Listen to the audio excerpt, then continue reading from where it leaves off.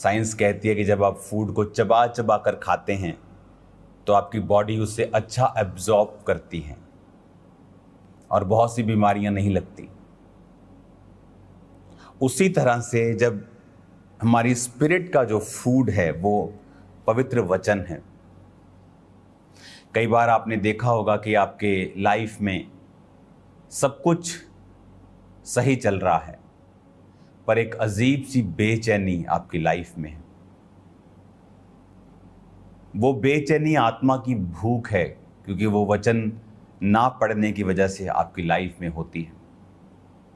कई बार ऐसी बेचैनी होती है जब आप प्रार्थना नहीं करते और आप बाइबल नहीं पढ़ते, तो आपकी स्पिरिट जो है वो अनहैप्पी होती है और बेचैन होती है। और कुछ लोग बाइबल पढ़ते हैं फटाफट कि मुझे 5 अध्याय पढ़ने हैं। वो उन्हीं लोगों की तरह हैं जो फटाफट खाना खाते हैं और उनकी बॉडी पूरी खाने को अब्जॉर्ब नहीं करती, सोखती नहीं, बॉडी में कमी रह जाती है, विटामिन्स की डाइजेस्ट नहीं खाना होता, बहुत सी चीज़ें उन्हें सफ़र करनी पड़ती हैं।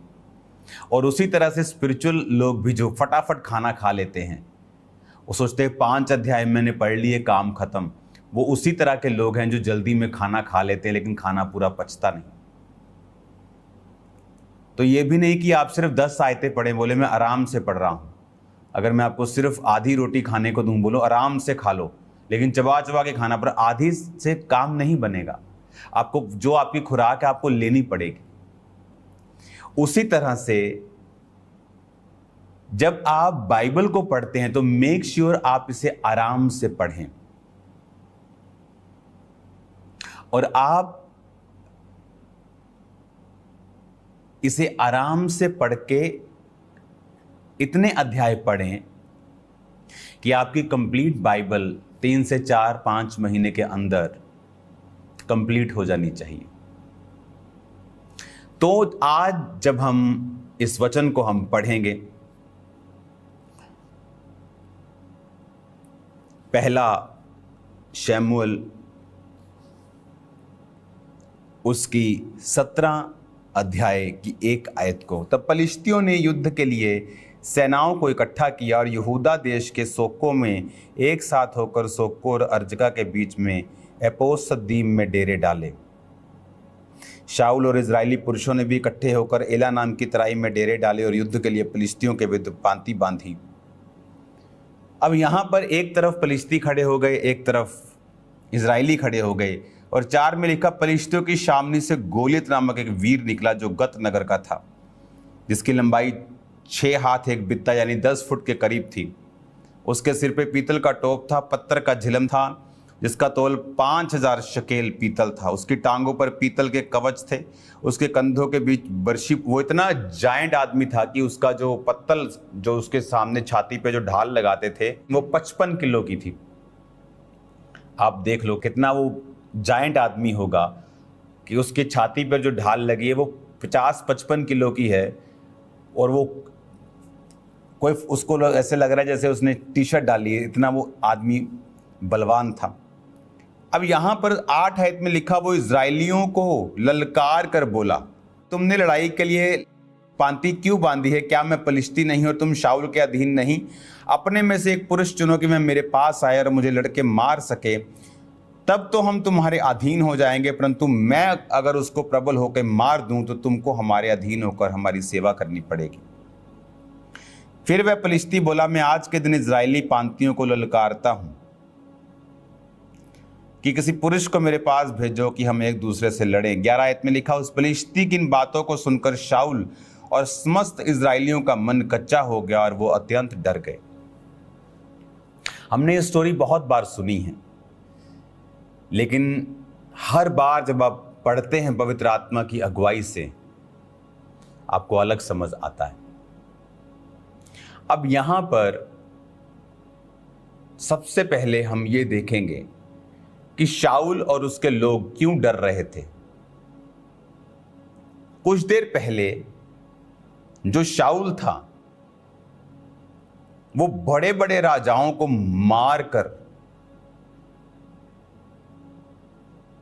बहुत बड़े राजाओं, माइटी जो किंगडम थे उन पर कब्जा करके वो अपनी सेना की अगुवाई कर रहा था। लेकिन एक घटना होती है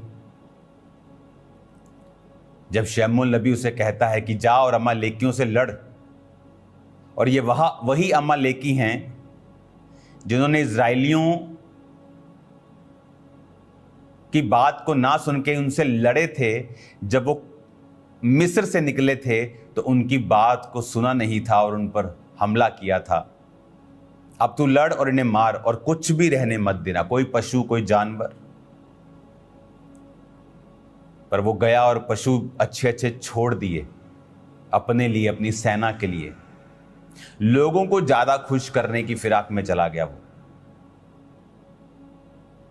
कि सेनापति को 100 गाय मिल गई, पूरी पब्लिक 5-5 10-10 भेड़े लूट रही है, हर एक सैनिक के पास अच्छी लूट आ गई, सब खुश थे। अगर सैनिकों को खुश करो, यही तो लड़ना है, इन्होंने तो लड़ना है।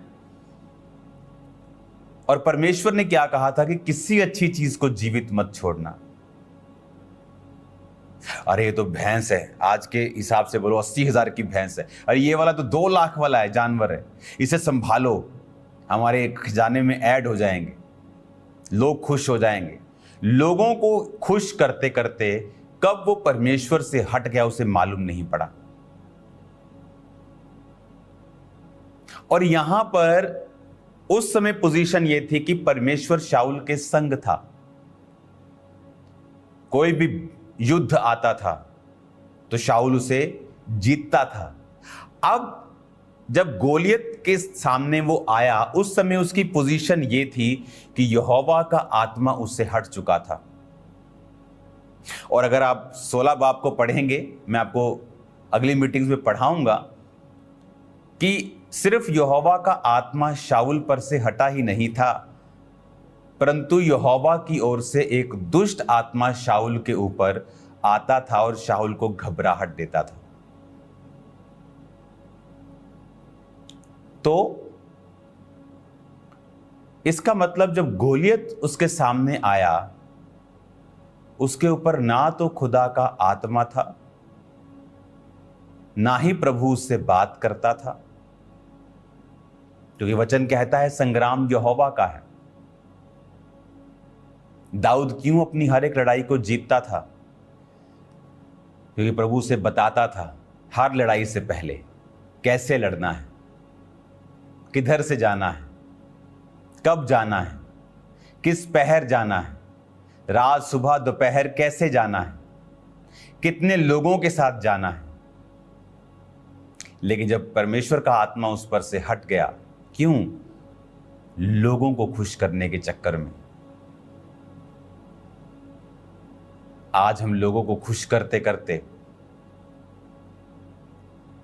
कब परमेश्वर को नाराज कर बैठते हमें पता ही नहीं चलता। रिश्तेदारों को खुश करते करते, ओ मैं प्रभु को मानूंगी तो मेरा पति नाराज हो जाएगा पूरी तरह से, मेरे रिश्तेदार नाराज हो जाएंगे, मेरा बेस्ट फ्रेंड मुझसे दूर हो जाएगा। और कब हम उस परमेश्वर से दूर हो जाते हमें मालूम भी नहीं पड़ता। यहां पर फिजिकली कुछ फर्क नहीं पड़ रहा है। जब उसने अच्छी अच्छी गाय बैल सब रख लिए तो फिजिकली कोई फर्क नहीं पड़ रहा है, सिर्फ बातें ही हो रही हैं कि प्रभु तेरे साथ है, अब प्रभु तेरे साथ नहीं है, लेकिन फिजिकली उसको कोई फर्क नहीं पड़ रहा। फिर कुछ दिनों के बाद दुष्ट आत्मा उसे घबराने लगता है। तो वो भी स्टोरी में मैं आपको अगले हफ्ते बताऊंगा किस तरह दाऊद चुना जाता है, और वो जब वर्शिप करता है तो दुष्ट आत्मा उसको छोड़ के चला जाता है जब वो वर्शिप करता है। और अब कंडीशन ये थी कि जब गोलियत उसके सामने आया तो वो उसको ललकारता है और शाऊल डरता है। आदमी को पहले मालूम नहीं होता कि वो लोगों को खुश करता जा रहा है, इसका नुकसान क्या होगा। और जब प्रभु का आत्मा निकल जाता है और शैतान जब रियल अटैक करता है आपकी लाइफ के ऊपर, अब जिनको वो खुश कर रहा था शाऊल, उन्हीं पर अटैक हो गया। तो अगर राजा मरता तो प्रजा भी मरती है, सैनिक भी मरेंगे लाखों की तादाद में।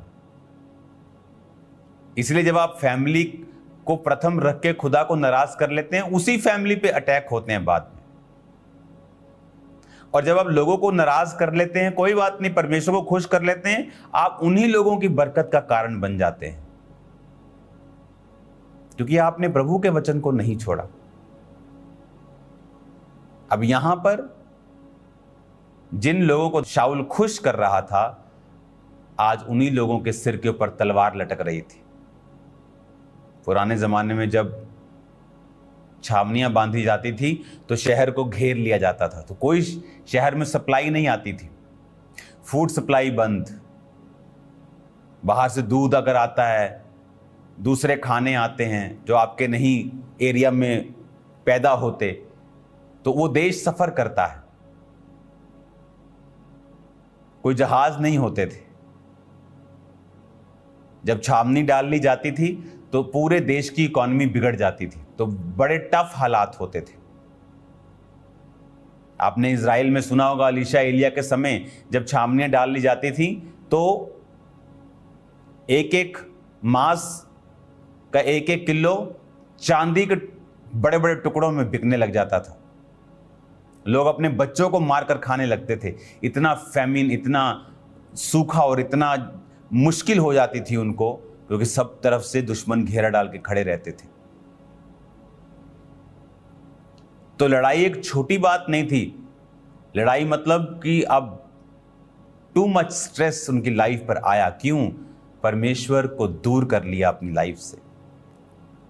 जब आप परमेश्वर से उसके वचन को तोड़ते रहते हैं, आपको कई बार फर्क नहीं पड़ता फिजिकली, उस समय आपको लगता है, लेकिन जब शैतान रियल में अपने वास्तव अटैक को करता है, जिसको वो करना चाहता था पहले भी पर कर नहीं पाता था, क्योंकि खुदा आपके संग था।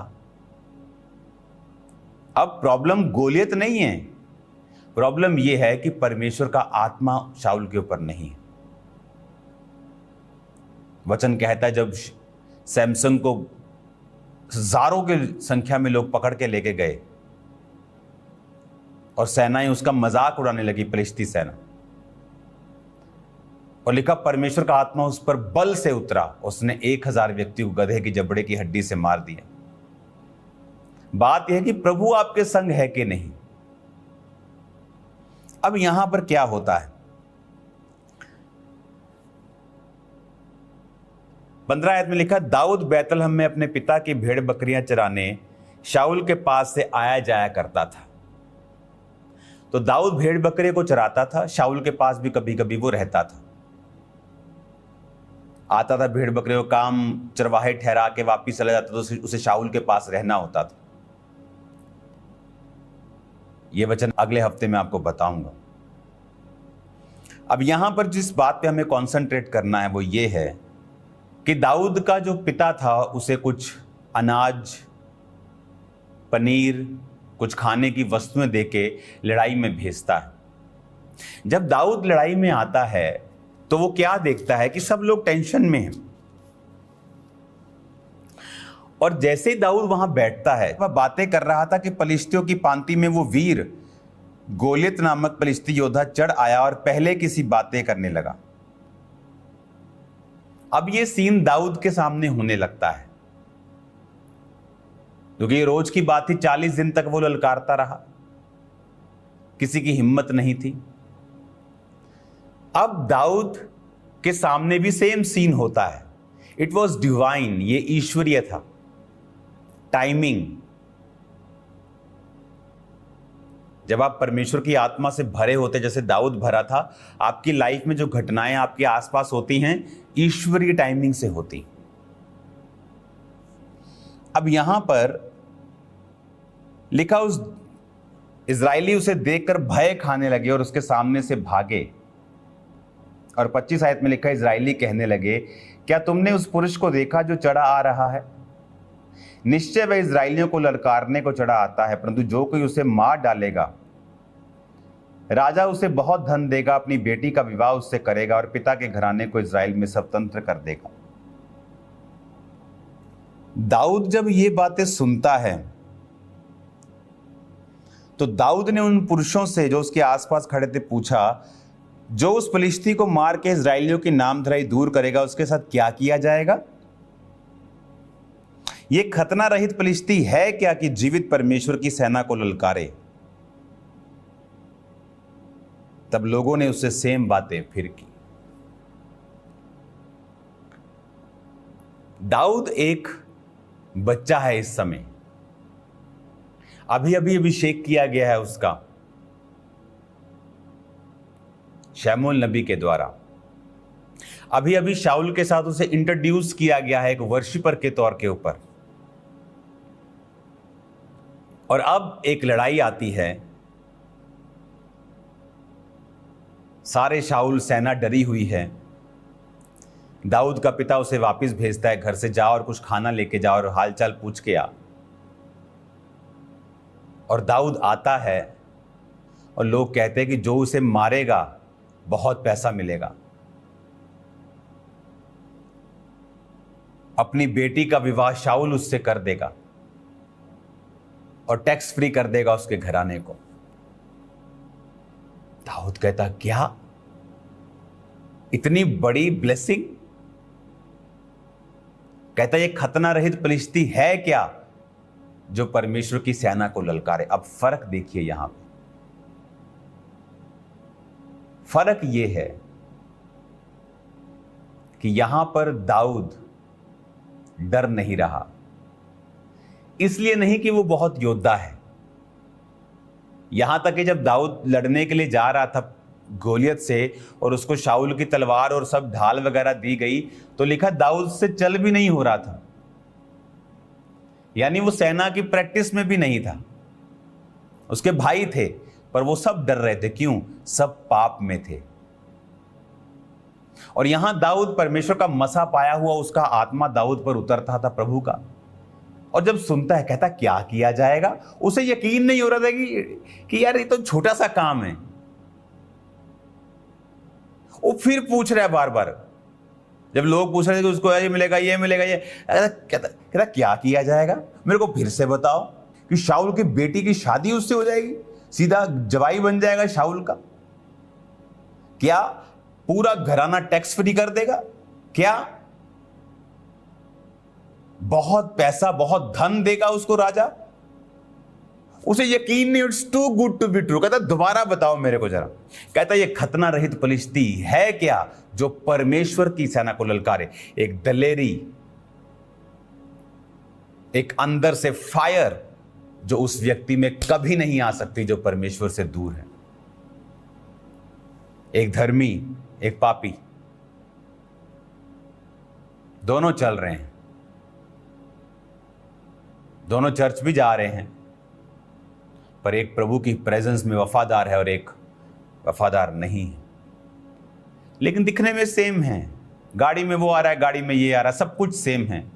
लेकिन एक समय आता है जब शैतान अटैक करता है और जो परमेश्वर से दूर है वो घबराता है, वो भागता है, वो डरता है, उसको कोई रास्ता नजर नहीं आता। लेकिन जो प्रभु के नजदीक है, सेम मुसीबत, सेम कैटेगरी, 100% वही मुसीबत जब उसकी लाइफ में आती है, वो जानता है परमेश्वर उसके साथ है, वो जानता है यहोवा उसके संग है, वो जानता है शैतान का उसके जीवन पे कोई अधिकार नहीं, वो जानता है ये बीमारी, ये गरीबी, ये श्राप, ये मुसीबत, ये कोविड, ये मेरे लिए नहीं है, यीशु मसीह के नाम। आमीन। कहां थे कोविड में खामरा चर्च?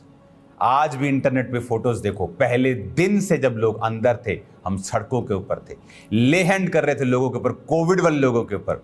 अन्य जाति की गवाहियां हैं, जो अन्य जाति लोग हैं जो प्रभु को नहीं जानते, बड़ी पदवियों के ऊपर है, पंजाब की बहुत बड़ी पदवियों के ऊपर, उनकी फैमिलीज पे कोविड के टाइम जो पहली वेव आई थी, कोई मेडिसिन नहीं थी, ले हैंड हुए हैं और वो ठीक हुए हैं 2-2 दिन में। क्योंकि जब आप परमेश्वर का आत्मा आपके ऊपर है, वो समय होता है चमकने का। लोग डर रहे होते हैं, बड़ी बड़ी बातें करने वाले भी इंटरनेट पे फिर नजर नहीं आते। लेकिन उस समय दाऊद को पता था कि यह मुसीबत खुदा की ओर से है। दाऊद की लाइफ का बिगेस्ट ब्रेक थ्रू गोलियत को मारना था।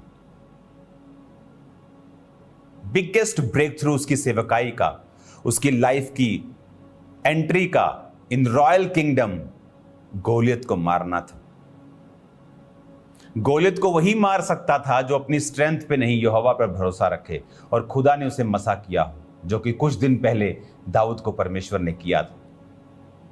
और उसी को मसा किया जा सकता है जो प्रभु के साथ एक समय, लंबे समय तक वफादार रहा, जो कि दाऊद था और उसके भाई नहीं थे। अब जब एक विश्वासी की जिंदगी में मुसीबत आती है, हो सकता कुछ देर के लिए वो डर जाए। एलिया भी डर गया था।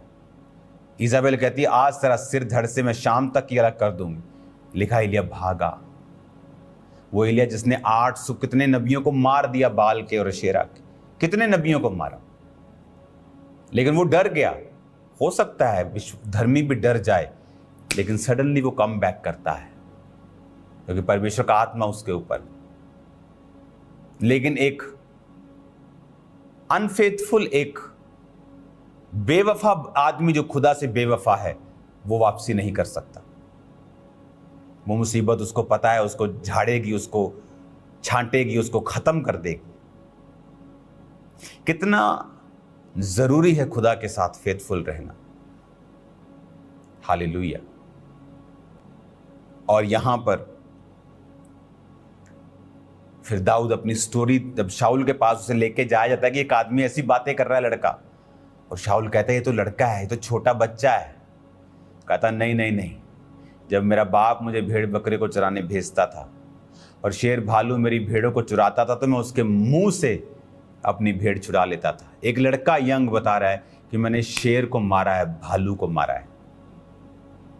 5 लोग भी शेर को मार नहीं सकते हैं। भालू आदमी से दुगना तेज भागता है, शेर तो चलो आगे की बात है। ना आदमी है भालू से लड़के जीत सकता है, ना शेर से लड़के जीत सकता है। 16 साल का लड़का ऐसा कैसे बोल सकता है? वफादारी। जब आप प्रभु के साथ फेथफुल होते हैं और सडनली कोई चीज आप पे अटैक करती है, परमेश्वर का आत्मा आप पर उतरता है। आपके अंदर एक अजीब सी दलेरी होती है कि मैं इसको पार कर लूंगा, मैं गो थ्रू कर जाऊंगा। ये मुझे चमकाने के लिए आई, ये मुझे मारने के लिए नहीं आई। लेकिन वो वफादारी, उसके पीछे की सपोर्ट, कारण, रीजन उसका नींव है। ऊंची बोलने से शैतान भागेगा नहीं अकेला, वो आपके कैरेक्टर से, आपकी फेथफुलनेस और प्लस आपके वर्ड्स जो आप बोलेंगे, फिर वो भागेगा। दाऊद ही दलेर क्यों था? कहता ये है क्या? कौन है ये जो प्रभु की सेना को ललकारे? ऐसी दलेरी कि ये मुसीबत मुझे मारेगी, ये कोविड मुझे मारेगा, ये बीमारी मुझे मारेगी, इसकी क्या औकात ये मुझे मार सकती? कोई औकात नहीं। ये तभी हो सकता है जब आपके अंदर प्रभु की दलेरी हो। पहला काम जो आप करेंगे इस हफ्ते, वो है आप फेथफुलनेस के ऊपर, प्रभु के साथ वफादार रहना, उसके ऊपर आप कंसंट्रेट करेंगे। आप पूरा हफ्ता, I have to be faithful with God, मुझे परमेश्वर के साथ वफादार रहना है। आप मनन करेंगे।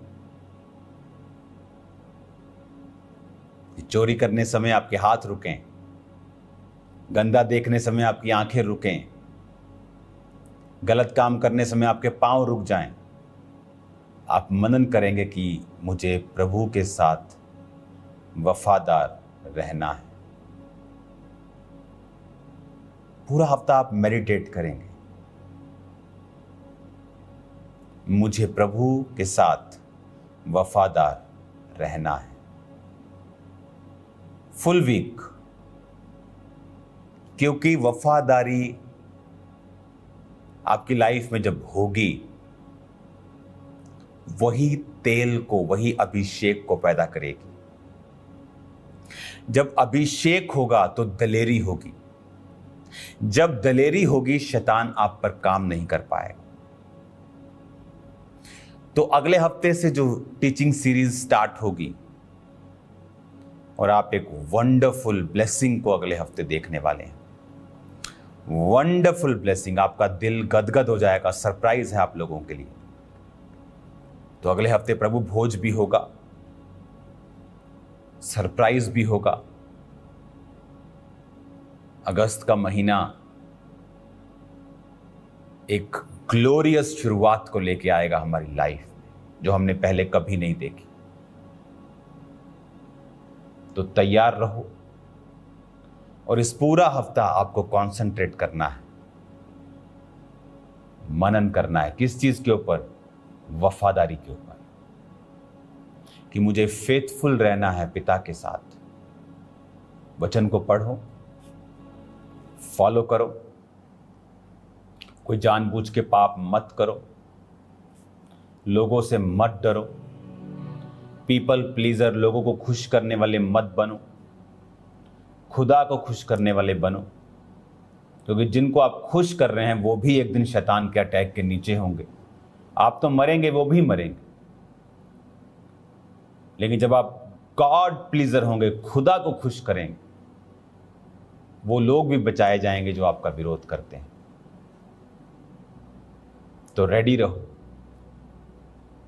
पूरा हफ्ता फेथफुलनेस को ढूंढो, फेथफुलनेस में रहो, मनन करो कि मुझे परमेश्वर के साथ वफादार रहना है। आपकी लाइफ सेम नहीं होगी, आपकी लाइफ सेम नहीं होगी, जिंदगी सेम नहीं होगी यीशु मसीह के नाम में। उठाओ अपने हाथों को, सब जन खड़े हो जाओ। जब आप इस मास प्रेयर में जाएंगे, यहोवा का आत्मा आज बहुत से रोगियों को चर्च में चंगा करेगा।